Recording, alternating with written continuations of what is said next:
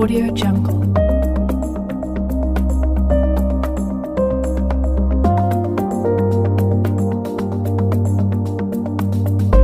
Audio Jungle. नमस्कार विद्यार्थियों, मैं धर्मेंद्र कासनिया मेरे YouTube चैनल पर आप सभी का हार्दिक स्वागत करता हूं। विद्यार्थियों, हम अंतःस्रावी तंत्र पढ़ रहे थे और अंतःस्रावी तंत्र में विभिन्न ग्रंथियों के बारे में हमने जाना था। देखिए, विभिन्न ग्रंथियों के बारे में हमने थोड़ा बहुत अध्ययन किया था। आज हम उनको विस्तार से शुरू करेंगे। सबसे पहले अपन देखते हैं कि अंतःस्रावी ग्रंथियों में हमने टोटल 10 ग्रंथियों के नाम पढ़े थे, जिसमें से 9 ग्रंथियां तो अंतःस्रावी ग्रंथियां थी और एक ग्रंथि थी मिश्रित ग्रंथि, जिसमें मिश्रित ग्रंथि अग्नाशय थी। बाकी सभी ग्रंथियां हमने आपको अंतःस्रावी ग्रंथियों के रूप में बताई थी। और सबसे पहली ग्रंथि हमने कहा था वो है हाइपोथैलेमस। कौन सी ग्रंथि है? हाइपोथैलेमस। हाइपोथैलेमस दोस्तों, आप जानते हो ये कहां पाई जाती है? ये पाई जाती है हमारे मस्तिष्क में। और एक ग्रंथि होती है पीयूष ग्रंथि। ये भी कहां पाई जाती है? हमारे मस्तिष्क में। ये जो डायग्राम बनाया मैंने, ये डायग्राम पीयूष ग्रंथि का बनाया है और इसमें साथ में हाइपोथैलेमस ग्रंथि भी है। देखिए, जो हाइपोथैलेमस ग्रंथि होती है वो अपने मस्तिष्क में, जो प्रमस्तिष्क होता है उसमें थैलेमस के नीचे पाई जाती है। कहां पाई जाती है? प्रमस्तिष्क में। प्रमस्तिष्क के नीचे जो थैलेमस होता है उसके आधार में पाई जाती है हाइपोथैलेमस। और ये हाइपोथैलेमस ग्रंथि जिसके नीचे एक वृत्त से लटकी पीयूष ग्रंथि मटर के दाने के आकार की होती है। ठीक है, पहले हम हाइपोथैलेमस की बात करें। यह हाइपोथैलेमस ग्रंथि, ये जो हाइपोथैलेमस ग्रंथि है ये हेडमास्टर ग्रंथि कहलाती है। क्या कहलाती है? हेडमास्टर ग्रंथि। क्यों? क्योंकि ये पीयूष ग्रंथि पर नियंत्रण रखती है।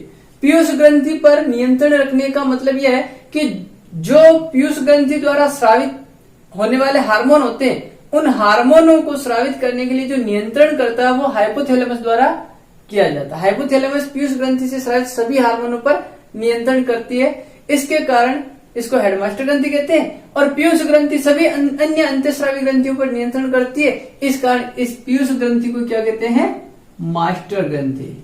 क्या कहते हैं? मास्टर ग्रंथि। ये जो हाइपोथैलेमस है ये क्या है? हेडमास्टर ग्रंथि। हेडमास्टर ग्रंथि। ठीक है, अब देखें आगे। जो ये तो अपन के है हाइपोथैलेमस वाला भाग, ये पूरा जो भाग है ये क्या है? हाइपोथैलेमस वाला भाग है।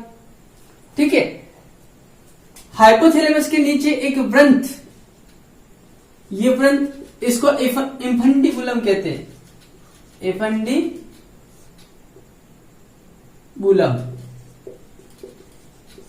इस वृंत से ये लटकी होती है। कहां होती है? मस्तिष्क की जो स्फिनोइड अस्थि होती है। कौन सी अस्थि? स्फिनोइड अस्थि। स्फिनोइड अस्थि। इसका जो गर्त होता है उस गर्त का नाम है स्फिनोइड अस्थि के सेला ट्रसिका गर्त में यह स्थित होती है। ठीक है, ये तो हो गई इसकी स्थिति। देखिए, इसका जो भार होता है, इस ग्रंथि का भार होता है वो 0.6 ग्राम होता है। कितना होता है? 0.6 ग्राम होता है। ठीक है, यह जो ग्रंथि है ये हमारे शरीर की सबसे छोटी अंतःस्रावी ग्रंथि है। सबसे छोटी अंतःस्रावी ग्रंथि है। ठीक है, हमारे शरीर की सबसे बड़ी ग्रंथि कौन सी है? यकृत होती है। ये अंतःस्रावी ग्रंथि है। यकृत अंतःस्रावी ग्रंथि नहीं है, वो पाचक ग्रंथि होती है। ठीक है, हमारे शरीर की सबसे छोटी ग्रंथि है ये अंतःस्रावी ग्रंथि है, पीयूष ग्रंथि होती है। अब देखते हैं इसके भाग। देखिए, इस ग्रंथि के जो भाग होते हैं मुख्य रूप से 2 भाग है, जिसमें एक भाग होता है एडिनोहाइपोफाइसिस, ये वाला जो भाग है एडिनोहाइपोफाइसिस है, एडिनोहाइपोफाइसिस, जिसे अग्रपाली कहते हैं। क्या कहते हैं? अग्रपाली। और ये वाला जो भाग है यह है न्यूरोहाइपोफाइसिस, न्यूरोहाइपोफाइसिस, जो पश्चपाली के नाम से जानी जाती है, पश्चपाली। आगे देखिए, ये जो एडिनोहाइपोफाइसिस और न्यूरोहाइपोफाइसिस है, इसमें न्यूरोहाइपोफाइसिस पीयूष ग्रंथि का 25% भाग बनाती है, जबकि एडिनोहाइपोफाइसिस पीयूष ग्रंथि का 75% भाग बनाती है। ठीक है, इसमें इसके भी 3 भाग है। नंबर 1, ये वाला ऊपर वाला जो भाग है, ये यहां तक का ये वाला भाग, ये वाला जो भाग कहलाता है, इस भाग का नाम है पार्स ट्यूबरेलिस। क्या है? नंबर 1 भाग है पार्स ट्यूबरेलिस,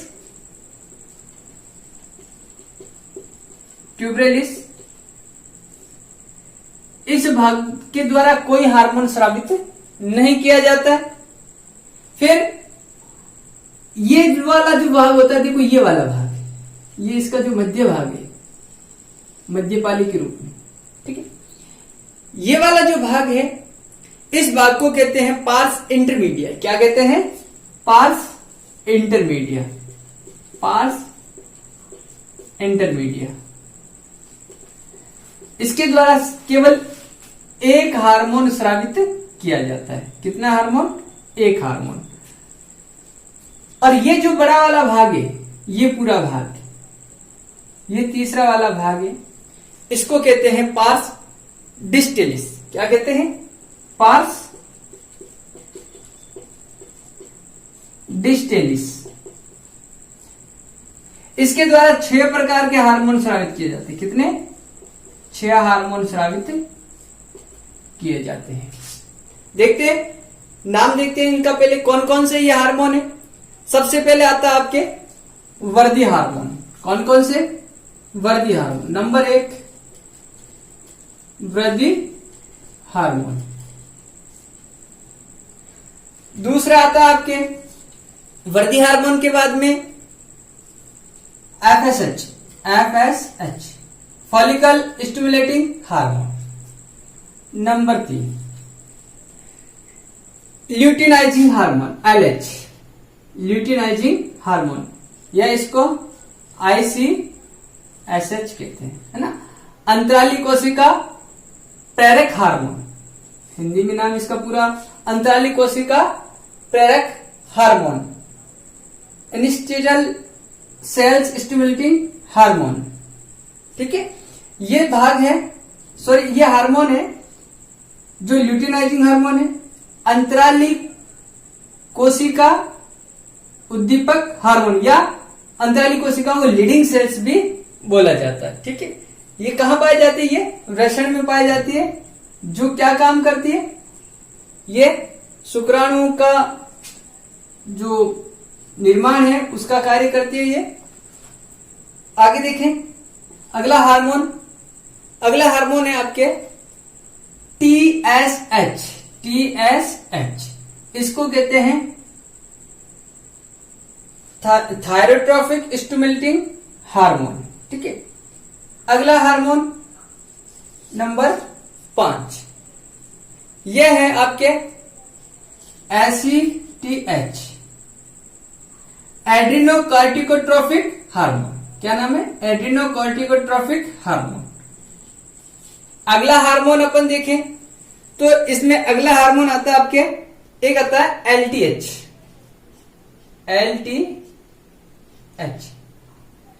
यह है लैक्टोजेनिक ट्रोफिक हार्मोन।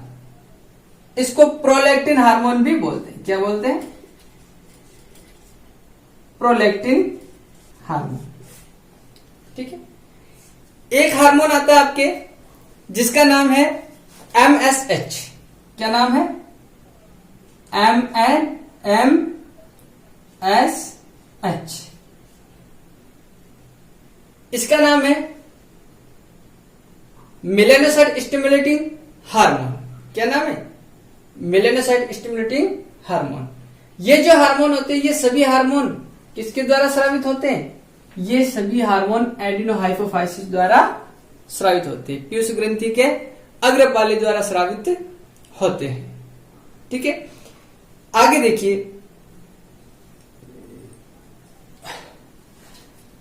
फिर आता है आपकी न्यूरोहाइपोफाइसिस। देखिए दोस्तों, न्यूरोहाइपोफाइसिस के भी 3 भाग होते हैं। कितने भाग होते हैं? 3 भाग होते हैं। कौन कौन से होते हैं? देखिए, नंबर 1 पार्स नर्वोसा। क्या होता है? Pars nervosa. ये जो भाग होता है, ये पार्स नर्वोसा भाग इस न्यूरोहाइपोफाइसिस द्वारा जो भी हार्मोन स्रावित किए जाते हैं, उन हार्मोनों का संग्रह करने का काम होता है। क्या करता है ये? हार्मोन संग्रह करता है। ठीक है। दूसरा भाग होता है इसका आपके मध्य इमिनेंस। क्या नाम है? मध्य इमिनेंस। और तीसरा भाग है पीयूष व्रंथ। क्या नाम है? पीयूष व्रंथ। ठीक है, ये अपने इस पीयूष ग्रंथि के विभिन्न भागों के नाम हो जाते हैं। अब हम पढ़ते हैं सबसे पहले इनसे स्रावित होने वाला जो वृद्धि हार्मोन है उसके बारे में। हार्मोनों का अध्ययन करते हैं। इससे स्रावित जो हार्मोन है उनके बारे में थोड़ा देखते हैं। सबसे पहले हम वृद्धि हार्मोन का अध्ययन करेंगे। नंबर 1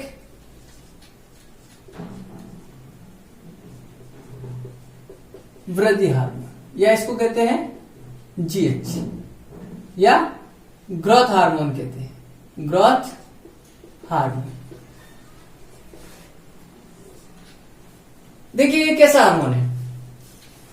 ये जो हार्मोन है, अगर इस हार्मोन की वृद्धि ज्यादा होती है बच्चों में, ठीक है ना, बच्चों में इस हार्मोन की यदि कमी हो जाती है तो इससे बोनापन हो जाता है, और यदि वृद्धि हो जाती है तो बच्चों में महाकायता आ जाती है। क्या आ जाती है? महाकायता। अर्थात बच्चों में इस हार्मोन की कमी से बोनापन हो जाता है और वृद्धि होने से महाकायता, मतलब उस बच्चे का जो शरीर है वो बहुत तेजी से लंबाई में वृद्धि करता है। और वयस्कों में देखिए, वयस्कों में इस हार्मोन के कारण एक रोग हो जाता है कमी से, जिसको सीमंड रोग कहते हैं। क्या कहते हैं? सीमंड रोग। ठीक है। इस सीमंड रोग में क्या होता है कि व्यक्ति, मतलब वयस्कों में कमी से क्या होता है कि वो बहुत जल्दी बूढ़ा होने लग जाता है। ठीक है। और एक होता है एक्रोमेगली। ठीक है। ये जो रोग होते हैं, ये वयस्कों के अंदर इसकी कमी और अधिकता से होता है। ये अधिकता से होता है। ठीक है। अधिकता से एक्रोमेगली और कमी से सीमंड रोग वयस्कों में। बच्चों में कमी से बोनापन और वृद्धि से महाकायता। ठीक है। ये अपना एक वृद्धि हार्मोन का प्रभाव होता है। ठीक है। आगे देखें, अगला हार्मोन है अपने ऑक्सीटोसिन हार्मोन। देखिए, ऑक्सीटोसिन हार्मोन, ऑक्सीटोसिन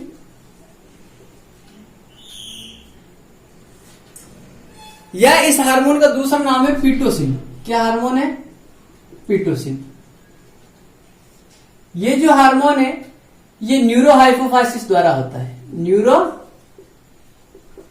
हाइपोफाइसिस, जो पश्चपाली होती है पीयूष ग्रंथि की, उसके द्वारा स्रावित होने वाला हार्मोन होता है।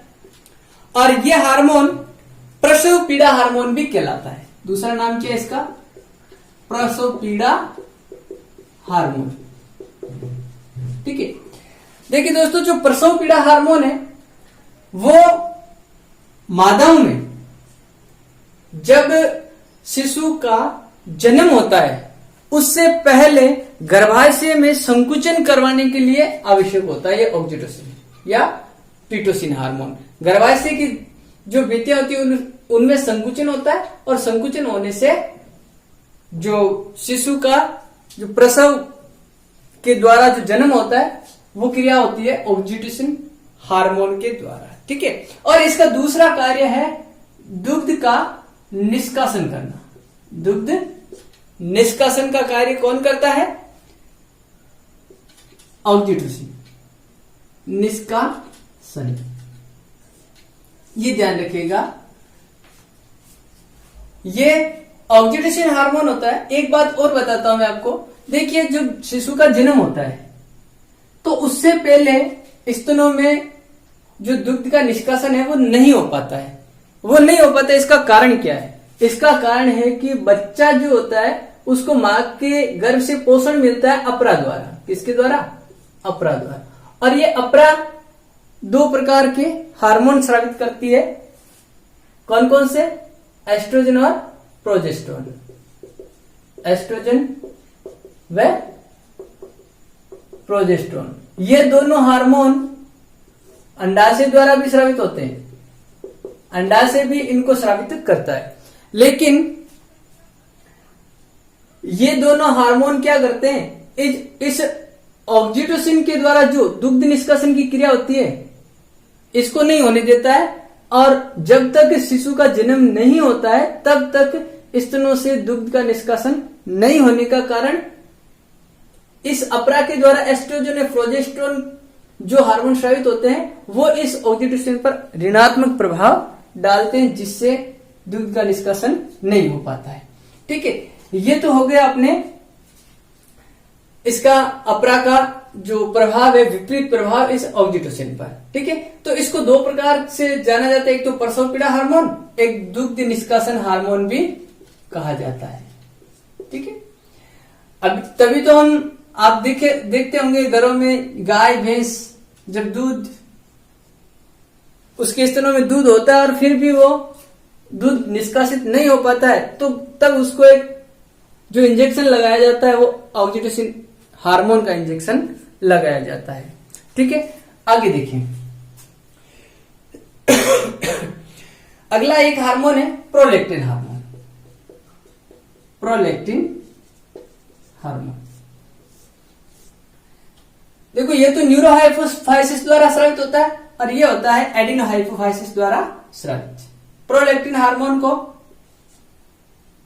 LTH भी कहते हैं, है ना, लैक्टोजेनिक ट्रोफिक हार्मोन। ठीक है, या प्रोलैक्टिन हार्मोन कहा जाता है। ठीक है, इसको महिलाओं में बच्चे के जन्म के पश्चात स्तनों में जो दूध का निर्माण होता है, ठीक है, या दुग्ध स्त्रवण हार्मोन भी कह सकते हैं। दुग्ध या दुग्ध स्त्रवण हार्मोन, दुग्ध स्त्रवण हार्मोन मतलब जो बच्चे का जन्म हो जाता है और जन्म होने के बाद दुग्ध के स्त्रवण की जो क्रिया होती है वो प्रोलैक्टिन हार्मोन के द्वारा संपन्न की जाती है, जबकि दूध का निष्कासन जो होता है वो कौन करता है? ऑक्सीटोसिन हार्मोन, और ये दुग्ध के स्त्रवण का कार्य करता है, अर्थात दुग्ध को स्तनों तक पहुंचाने का कार्य कौन करता है? प्रोलैक्टिन। और स्तनों से निष्कासन का कार्य कौन करता है? ऑक्सीटोसिन हार्मोन करता है। ठीक है, तो स्तनों में दुग्ध का जो निर्माण वो तो प्रोलैक्टिन, स्त्रवण या निर्माण, और निष्कासन ऑक्सीटोसिन। ठीक है, ये ध्यान रखिएगा दोस्तों। आगे अध्ययन करते हैं अपन वैसोप्रेसिन हार्मोन। तो आगे हम वैसोप्रेसिन हार्मोन को देखते हैं। ये वैसोप्रेसिन हार्मोन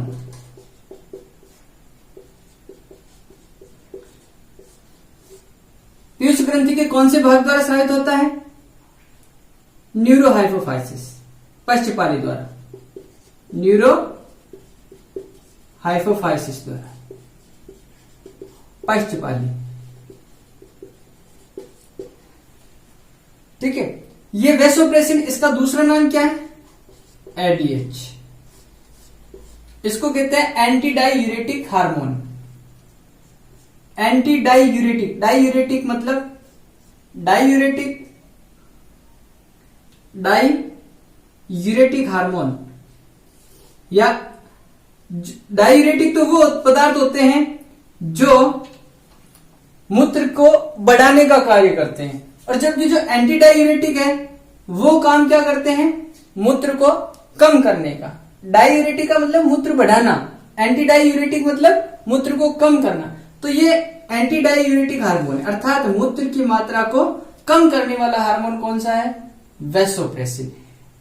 हमने उत्सर्जन तंत्र में पढ़ा था कि मूत्र निर्माण की क्रिया जब होती है तो उस दौरान जो दूरस्थ कुंडलित नलिका होती है, डीसीटी, नेफ्रॉन की संरचना में हमने पढ़ा था दूरस्थ कुंडलित नलिका, उस नलिका में जब जल का पुनरोत्शोषण की क्रिया होती है, उस जल के पुनरोत्शोषण की क्रिया का नियंत्रण किसके द्वारा होता है? एंटी डायूरेटिक हार्मोन, वैसोप्रेसिन द्वारा। ठीक है, यदि वैसोप्रेसिन हार्मोन की कमी हो जाती है तो उस दौरान दूरस्थ कुंडलित नलिका में जल का पुनः अवशोषण नहीं हो पाता है और उससे व्यक्ति के मूत्र की मात्रा बहुत ज्यादा बढ़ जाती है। ठीक है ना।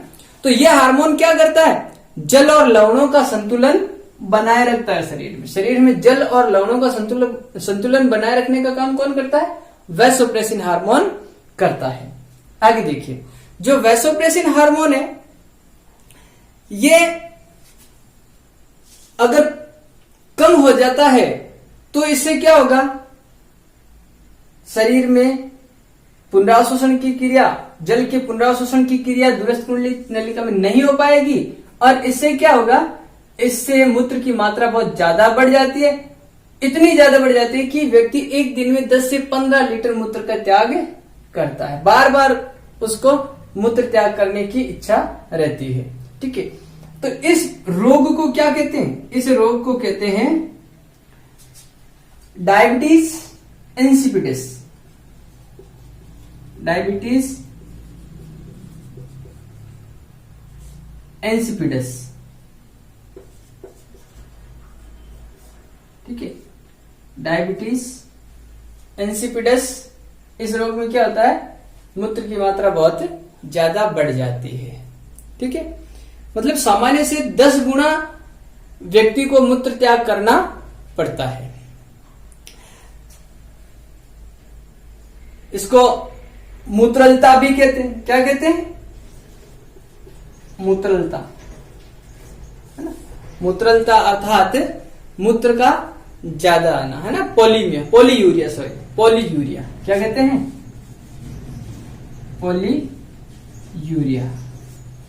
पॉलीयूरिया कहा जाता है। ठीक है, चलो अगली ग्रंथि का अध्ययन करते हैं।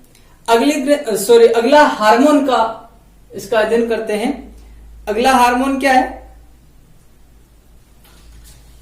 थायराइड प्रेरक हार्मोन।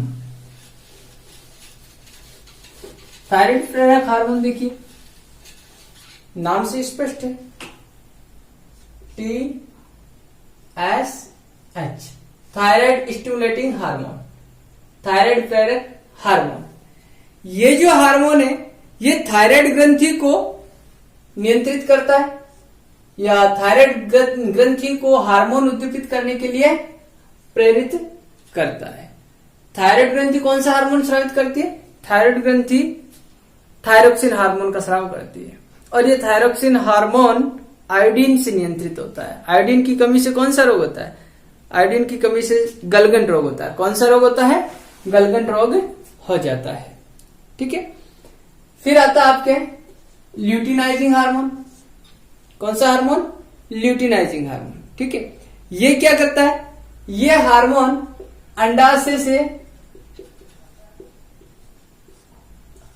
अंडाशय से अंडाणु को उत्पन्न करने के लिए प्रेरित करता है। ठीक से, अंडाशय से अंडाणु उत्पादन को प्रेरित करना। ठीक है, अगला अपना हार्मोन आता है FSH, फॉलिकल स्टिमुलेटिंग हार्मोन। इसको पुट्टिका प्रेरक हार्मोन कहते हैं। क्या कहते हैं? पुट्टिका प्रेरक हार्मोन। ये क्या काम करता है? यह अंडाशय में अंडों के निर्माण में सहायक होता है। ये क्या होता है? अंडाशय में अंडाणु निर्माण में सहायक, निर्माण हेतु सहायक। ठीक है, तो अंडाशय में अंडाणु निर्माण हेतु सहायक होता है कौन सा हार्मोन? Follicle stimulating hormone. एक आता है आपके MSH। ये MSH क्या काम करता है? ये काम करता है, देखो इसको MSH को, इसकी फुल फॉर्म क्या है? इसकी फुल फॉर्म है melanocyte stimulating hormone. Melanocyte stimulating hormone, इसका काम होता है, ये जो मिलेनिन वर्णक होता है, हमारी जो त्वचा का जो रंग होता है वो मिलेनिन वर्णक के कारण होता है, और मिलेनिन वर्णक में उसके संश्लेषण में सहायक होता है ना। मिलेनिन वर्णक के संश्लेषण में सहायक, संश्लेषण में सहायक होता है। ठीक है, ये मेलेनोसाइट स्टिमुलेटिंग हार्मोन का कार्य होता है। और ये स्रावित कहां से होता है? ये स्रावित होता है पीयूष ग्रंथि के मध्य भाग से, है ना, मध्यपाली से। ठीक है, मध्य भाग या मध्यपाली से, पास इंटरमीडिएट। ठीक है, अब देखिए अगला जो हार्मोन है वो है अपने ACTH, एड्रीनो कार्टिकोट्रोफिक हार्मोन। क्या नाम है? Adreno corticotrophic hormone. ठीक है, ये जो हार्मोन है ये एड्रिनल ग्रंथि से जो एल्डोस्टेरोन, एड्रिनल ग्रंथि कहां पाई जाती है? ये पाई जाती है आपके किडनियों के ऊपर, टोपीनुमा आकृति में होती है। ठीक है, जैसे ये एक जोड़ी किडनियां होती है, इस किडनी के ऊपर पाई जाती है। ठीक है, वो एड्रिनल ग्रंथि, ये एड्रिनल ग्रंथि क्या काम करती है? एड्रिनलिन हार्मोन स्रावित करती है, एड्रिनलिन हार्मोन। और इस हार्मोन के नियंत्रण का कार्य कौन करता है? ACTH, adrenocorticotrophic hormone. ठीक है ना, तो एल्डोस्टेरोन के स्रावण को बढ़ाने का काम कौन करता है? ये एड्रिनोकार्टिकोट्रोफिक हार्मोन करता है। तो आज अपनी ये पीयूष ग्रंथि कंप्लीट हो जाती है। इसके बाद हम अगली ग्रंथि पढ़ेंगे। ठीक है, तो ये वीडियो आपको कैसा लगा जरूर बताइएगा दोस्तों, और अच्छा लगा तो लाइक कीजिएगा और कमेंट जरूर कीजिएगा। धन्यवाद दोस्तों।